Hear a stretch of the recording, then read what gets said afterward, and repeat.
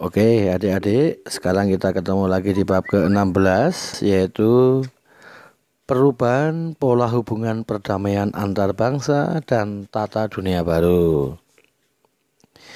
Dalam bab ini akan kita pelajari beberapa subbab, di antaranya A. Kelahiran negara adikuasa, B.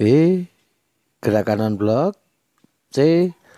Organisasi Koalisi Islam atau OKI, D. Masyarakat Ekonomi Eropa atau MEE, APEC, Asia Pacific Economic Cooperation, kemudian yang F. runtuhnya Uni Soviet, dan G.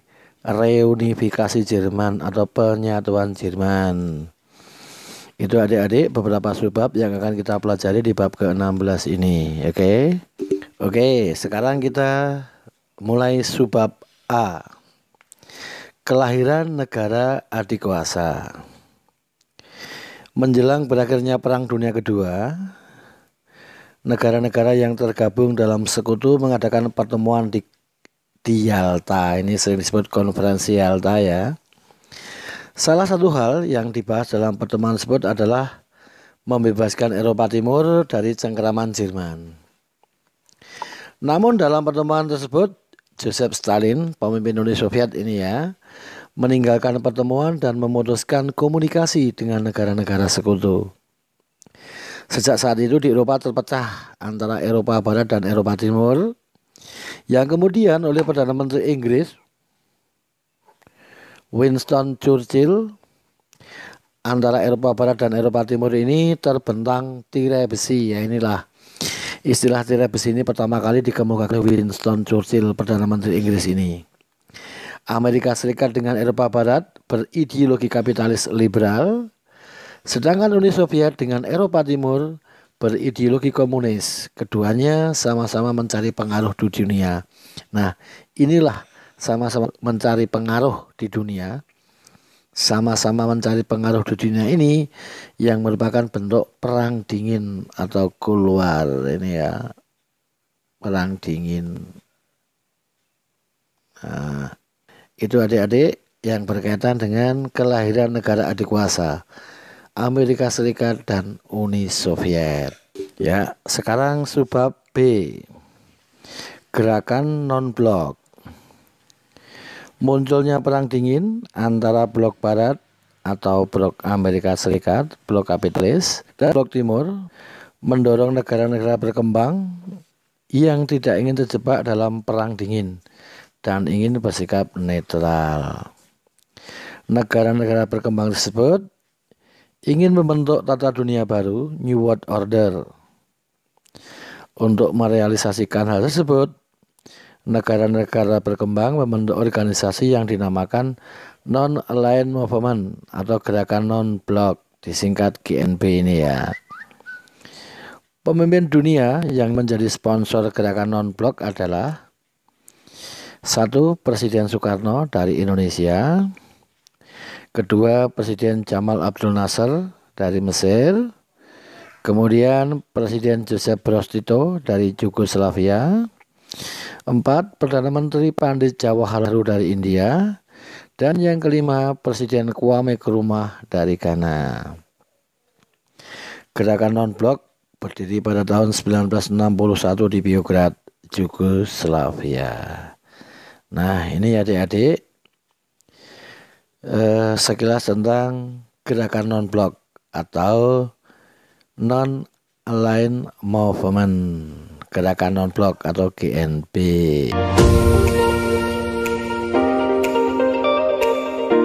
Sekarang subbab C. Organisasi Konferensi Islam atau OKI. Lahirnya Organisasi Konferensi Islam atau OKI dilatar belakangi oleh munculnya reaksi dari negara-negara Islam atas tindakan Israel yang membakar Masjid Al-Aqsa pada tanggal 21 Agustus 1969 ini ya. Raja Hussein dari Yordania menyerukan umat Islam ini ya, di seluruh dunia untuk membebaskan Yerusalem dari Israel. Konferensi negara-negara Islam baru dapat berlangsung tanggal 22 sampai 25 September 1969. Tanggal tersebut dijadikan hari kelahiran OKI, Organisasi Konferensi Islam. 4 keputusan penting KTT negara-negara Islam tersebut antara lain: 1. Mengutuk pembakaran Masjid Al-Aqsa oleh Israel. Ini konon yang membakar namanya ini Dennis Rohan ini. Konon ini orang setengah gila kata Israel ini, Dennis Rohan ini. 2. Menuntut agar kota Yerusalem dikembalikan dan dipulihkan sebagaimana keadaan sebelum perang pada tahun 1967. 3. Menuntut penarikan tentara Israel dari seluruh wilayah Arab yang didudukinya. Kemudian yang keempat, menetapkan pertemuan tingkat Menteri Luar Negeri di Jeddah bulan Maret 1970. Nah, itu adik-adik sekilas tentang Organisasi Konferensi Islam atau OKI. Subbab D, Masyarakat Ekonomi Eropa atau MEE. Ini Masyarakat Ekonomi Eropa atau MEE atau European Economic Community merupakan kerjasama regional negara-negara Eropa dalam bidang ekonomi. MEE berdiri pada tanggal 25 Maret 1925 melalui Perjanjian Roma. Latar belakang dibentuknya MEE terutama disebabkan oleh kesulitan-kesulitan ekonomi negara-negara Eropa Barat pasca Perang Dunia Kedua. Keanggotaan MEE pada tahun 1957 hanya 6 negara, yaitu Belgia, Prancis, Italia, Luxembourg, Belanda, dan Jerman Barat. Namun sekarang hampir seluruh negara di Eropa sudah ikut. Nah, itulah MEE adik ya. Sekarang kita lanjut ke yang subbab E. Asia Pacific Economic Cooperation atau APEC.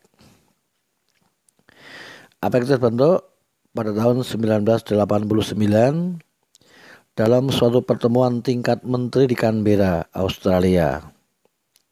Gagasan APEC muncul atas prakarsa Perdana Menteri Australia Robert Hawke atau Bob Hawke ya. APEC merupakan kerjasama ekonomi internasional yang keanggotaannya terdiri dari negara-negara maju dan negara-negara berkembang. Jadi beda dengan organisasi yang lain, APEC ini anggotanya ada negara maju dan ada negara berkembang. Pembentukan APEC dilatar belakangi 1. Perubahan dalam konstelasi politik dunia, seperti munculnya kelompok perdagangan regional yang bersifat tertutup seperti NAFTA ini, North America Free Trade Area ini. 2. Adanya dinamika proses globalisasi. 3. Adanya kekhawatiran akan gagalnya perundingan putaran Uruguay. 4. Adanya perubahan besar di bidang politik dan ekonomi yang terjadi dan berlangsung di Uni Soviet Eropa Timur. Nah, ini kan terutama runtuhnya negara-negara komunis. Dan ini mendorong negara-negara di kawasan Asia Pasifik untuk berkumpul dan membentuk satu forum yang akan menjawab beberapa tantangan ekonomi dunia yang terkini. Maka terbentuklah APEC tersebut. Itu ya adik-adik ya.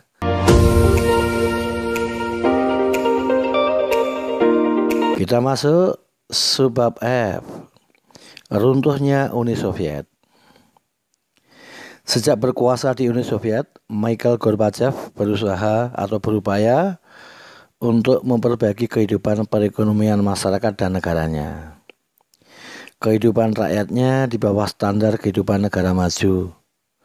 Sejak memimpin Uni Soviet, Gorbachev melihat bahwa hubungan dengan dunia luar sangat diperlukan untuk meningkatkan kesejahteraan rakyatnya.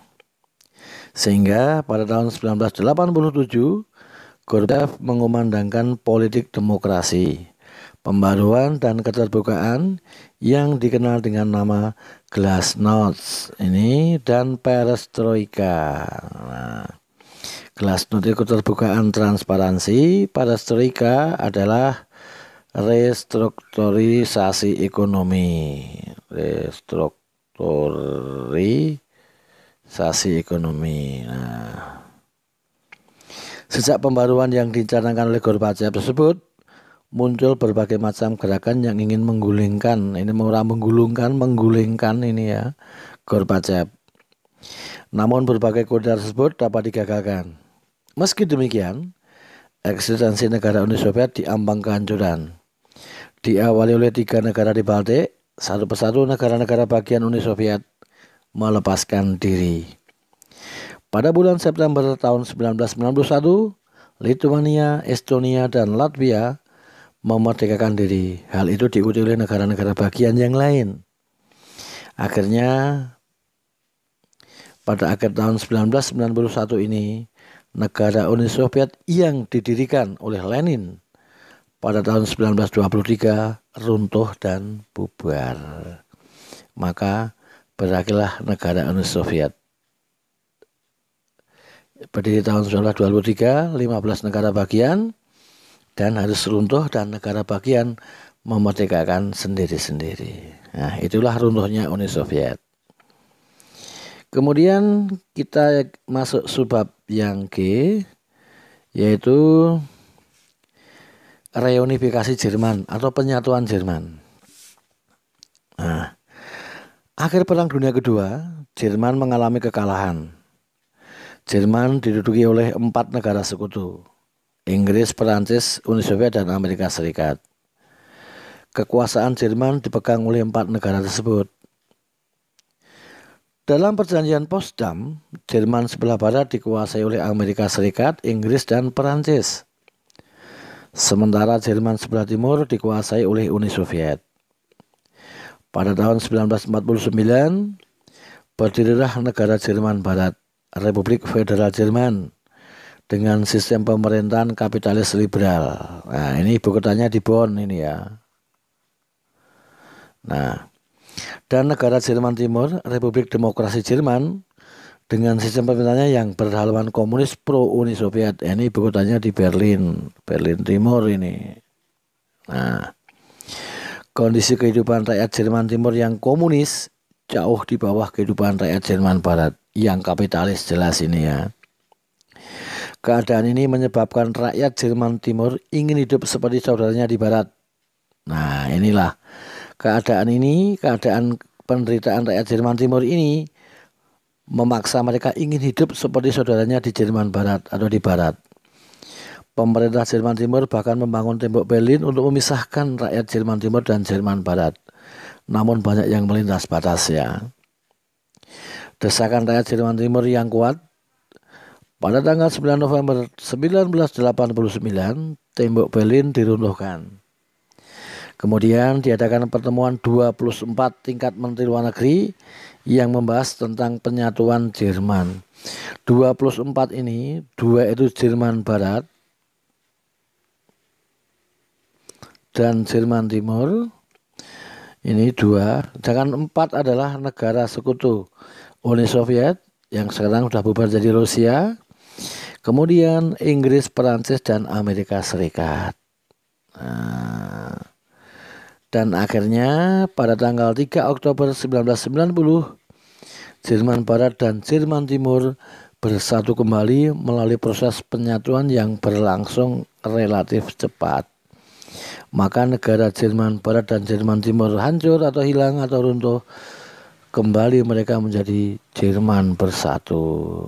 Nah, dan ibu kotanya bekas ibu kota Berlin juga. Nah, inilah penyatuan Jerman. Jadi negara yang terpecah akibat Perang Dunia Kedua tahun 1990 dapat disatukan kembali. Gitu ya adik-adik ya.